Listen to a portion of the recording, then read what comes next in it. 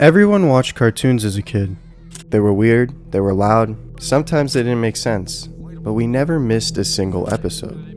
One minute you're watching a platypus fight a mad scientist, next you're on a crazy adventure. But years later, you start to realize, these shows weren't just experimenting without a clear plan. They knew what they were doing. They may have seemed like random adventures, but there was a structure, there was growth. And if you look closely, they all follow the same formula. One that almost every great cartoon uses, even when it feels like pure chaos. So how do these cartoons do it?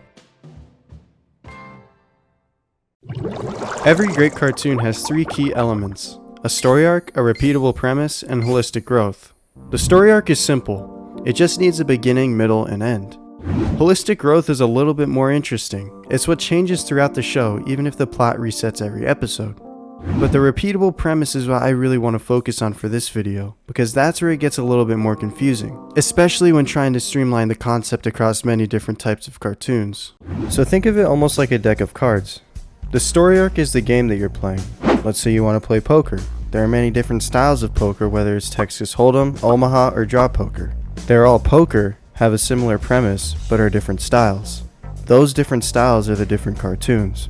Then we have the repeatable premise, which is doing another hand after finishing a round. You reshuffle and you go through the structure of the game again, with minor tweaks depending on the cards that you get. This might not seem as important at first, but if you think about it, it's what keeps you coming back. You know the rules, you know it'll be a good time, and it's comforting. Finally, there's the holistic growth, which is the skill set you build as you play. You'll start to pick up on what a player does when they're bluffing, how to play your own hands, and how to get better overall. That's what sticks with you between games, and can even carry over into your real life.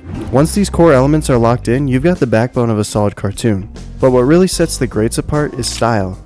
That instantly recognizable look, feel, and tone that makes people familiar with the show. To illustrate this, I picked 6 shows that seem to be very different, but all demonstrate these same principles.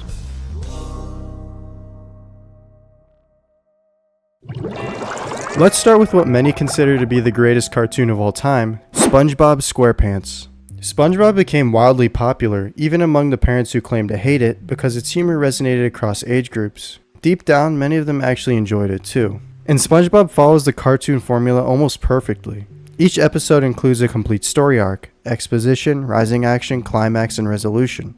And this arc resets every time. It's not serialized, it's episodic. That's where the repeatable premise comes in. SpongeBob encounters a new problem, things escalate in ridiculous ways, and by the end, everything returns to normal, ready for the next hand, so to speak. Then there's holistic growth, which might not be as obvious at first glance. In many shows, holistic growth means that the plot progresses or the characters change over time. But in SpongeBob, the characters largely stay the same. You're the one who changes.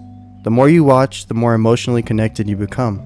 You begin to see things from Squidward's perspective. Patrick's accidental wisdom starts to mean something, and you get glimpses of deeper layers in characters like Plankton's loneliness and Mr. Krabs' past. That connection isn't driven by plot, it's driven by emotion. We call this emotional serialization, the growing emotional bond with characters that keep you coming back even when the story doesn't move forward. There are also other shows that take a similar approach: Phineas and Ferb, Regular Show, and Adventure Time. Each of these shows features a strong story arc and a clearly defined repeatable premise. Phineas and Ferb executes this so consistently that it's almost impossible to miss. Every episode kicks off with Phineas saying, "I know what we're gonna do today," while the subplot with Perry and Dr. Doofenshmirtz plays out in parallel. This creates that comforting predictability that keeps us coming back. Then we see the holistic growth through the bond we build with the characters. Regular Show and Adventure Time are similar, just more chaotic. In these shows, the episodic plot is front and center, but the long-term story reveals itself through the world building and character development. Every visit to Wing Kingdom or group camping trip in Regular Show slowly builds the show's internal continuity, especially as underlying relationships and emotional threads begin to surface. In Adventure Time, each episode draws you in with charm and humor, but over time you start to see the bigger picture. These characters gain emotional weight, the world expands with lore and mystery, and before you realize it, you're invested in something far deeper than a random quest. One standout example is the episode What Was Missing, which focuses entirely on the dynamics of friendship and trust between the main cast. We're able to see how each of the characters' personalities come out in a unique way and how they value each other's friendships.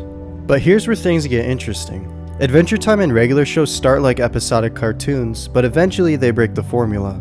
They sort of act like the Joker cards in the deck. In the beginning, their episodes were standalone, but slowly they develop into fully serialized stories with plotlines that build across seasons and lead to cohesive, emotionally powerful finales. And the reason this works is because the emotional connection and the holistic growth was already there. The audience was invested, so when the stakes got higher and the stories got deeper, it felt earned. So essentially, SpongeBob and Phineas and Ferb play by the rules of the deck.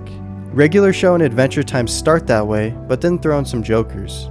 You can do that with a TV show. Sometimes, breaking the rules is what makes a show truly unforgettable.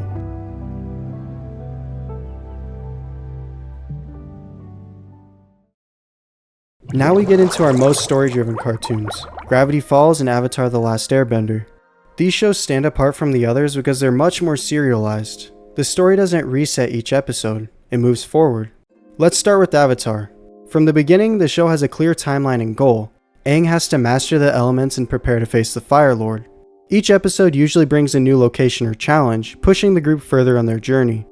But here's the beauty of it. While the plot is advancing, you're also building deep, meaningful bonds with the characters. You're able to witness how each character grows, struggles, and changes based on what's happening around them. So in a way, Avatar gives you holistic growth from two fronts, the evolving plot and the evolving characters. Now the repeatable premise might feel a little trickier to spot compared to something like Phineas and Ferb or SpongeBob, but it's definitely there. Almost every episode they hop on Appa, head to a new place, and face a new challenge that either helps Aang's training or moves them one step closer to defeating the Fire Nation. Whether it's mastering a new skill or dealing with a local conflict, each episode fits into the larger story, but is still relatively standalone. So even though Avatar's repeatable premise is woven into a bigger narrative, it's still doing what every great cartoon does, balancing structure, growth, and story in a way that keeps people watching. Gravity Falls does a fantastic job of balancing everything, and when it comes to structure, it's kind of a mix between Avatar and the more non-serialized cartoons like SpongeBob. Most episodes can be enjoyed on their own without needing to watch the ones before it, unlike Avatar, where missing an episode can leave you feeling lost in the timeline. But here's the cool part.